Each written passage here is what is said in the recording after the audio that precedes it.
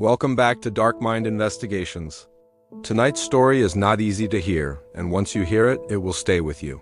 Because this is not just the story of a murder. It is the story of how love can be weaponized, how trust can be signed away, and how a man unknowingly agreed to become a prisoner inside his own marriage. If you believe marriage is about safety, loyalty, and protection, then this story will challenge everything you think you know. Because somewhere between wedding vows and whispered promises, a contract was signed, a contract no one was meant to see. And by the time the truth surfaced, it was already too late. This is a journey into the shadows of a relationship where love was a lie and every promise had a hidden price. Stay with us as we uncover the secrets of a marriage that ended in betrayal and death.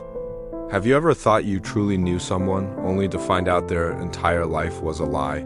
Let's talk about Daniel Harper. To his neighbors, he was the definition of ordinary. A quiet IT guy, predictable, almost invisible.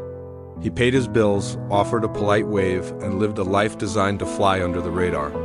At 36, Daniel believed his lonely days were over when he met Olivia. She was magnetic, intelligent, and when she looked at you, it felt like you were the only person in the world. They met online, their late-night chats quickly turning into deep confessions.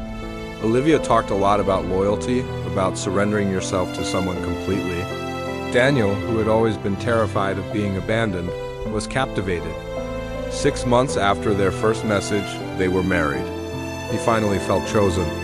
But what Daniel didn't know was that Olivia's idea of loyalty came with a price he never imagined paying. What secrets was she hiding behind that devoted gaze? What no one knew was that Olivia had been preparing Daniel long before the wedding. The control didn't arrive suddenly. It arrived politely. She said she liked structure. She believed roles made relationships stronger. She offered to manage their finances just to reduce his stress. She suggested schedules, boundaries, and routines. At first, it all seemed so helpful, so organized. Daniel didn't notice when their compromises slowly became him asking for permission. And he definitely didn't see when that permission turned into obedience. Then 1 month after the wedding, Olivia handed Daniel a document. She was laughing when she did it. She called it a trust exercise, said it was symbolic that it would bring them even closer. Daniel skimmed it. He really shouldn't have. What was in that document? Have you ever heard of a contract that could turn a marriage into a master-slave relationship? It sounds like something out of a movie, but for one man named Daniel, it became a terrifying reality. His wife, Olivia, presented him with a document filled with dense legal jargon. She explained it lovingly, calling it a private agreement for a consensual power exchange, something intimate and grown-up. But what Daniel signed was far from symbolic. It was a slave contract. He unknowingly surrendered all decision-making authority in the marriage. Olivia gained full control over their finances, communication, his movements, and even discipline.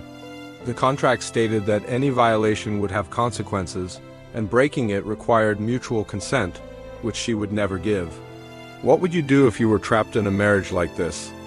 He laughed nervously as he signed the paper. He trusted her. What could go wrong? But from that day, everything changed. His wife, Olivia, started monitoring his phone calls and limiting his contact with friends and family. She installed cameras all over the house, claiming it was for their safety. She controlled everything: when he slept, what he ate, even how he spoke. When he tried to push back, she'd just hold up the contract and remind him that he had consented. She'd whisper that no one would ever believe him, and she was right. The one time he tried to confide in a coworker, Olivia found out. She confronted him with printed-out messages, tears streaming down her face, accusing him of betrayal. He found himself apologizing, just like he always did. His world shrank, and so did he. He stopped saying, "I will," and started asking, "May I?" While all this was happening, Olivia was thriving. She was meticulous, documenting everything. Audio recordings, videos, even signed acknowledgments from Daniel. She told him it was for their protection, a way to keep their dynamic safe. But the truth was, it wasn't protection, it was leverage. Then one day, Daniel found something he was never supposed to find. Olivia was out, and he stumbled upon a hidden email account on her laptop. What he saw inside turned his world upside down: explicit conversations with total strangers, financial transactions, payments. Olivia was selling content, but it wasn't of herself.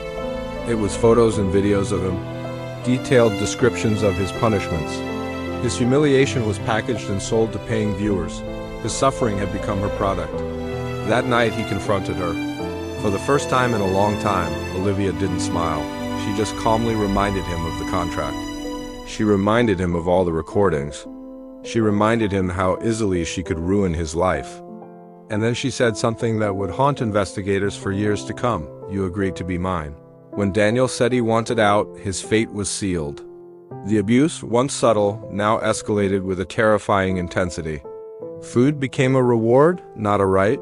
Sleep was a luxury he was rarely afforded. Doors that were once open were now locked, turning his home into a prison. In the dead of night, Daniel would secretly record whispered messages on his phone, documenting the horror, planning his escape, vowing to expose Olivia. But he never got the chance. One cold Tuesday morning, neighbors called the police, reporting a strange smell. When officers forced their way in, they found Daniel in the basement. He was restrained, severely malnourished, and had died from dehydration. Upstairs, Olivia was calm, claiming it was all consensual, even producing a contract and recordings. But the house itself told the real story. The reinforced, soundproofed basement wasn't for games, it was a cage. The medical examiner confirmed Daniel hadn't died suddenly, he'd been slowly dying for months. Investigators combing through Olivia's digital life found something chilling.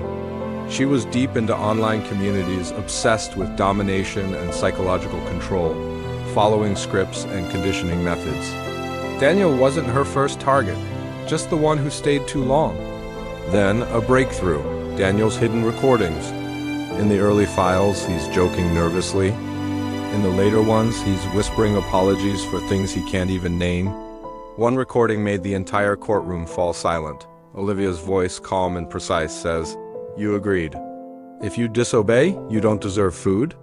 Daniel's reply is barely audible. "Please."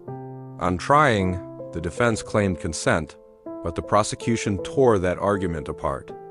Experts explained coercive control, showing how real consent is impossible when someone's identity is stripped away. They asked one question that changed everything. If this was all consensual, why did he need to hide the recordings? After 3 days of intense deliberation, the jury came back with a verdict: guilty. Olivia showed no emotion, no reaction at all.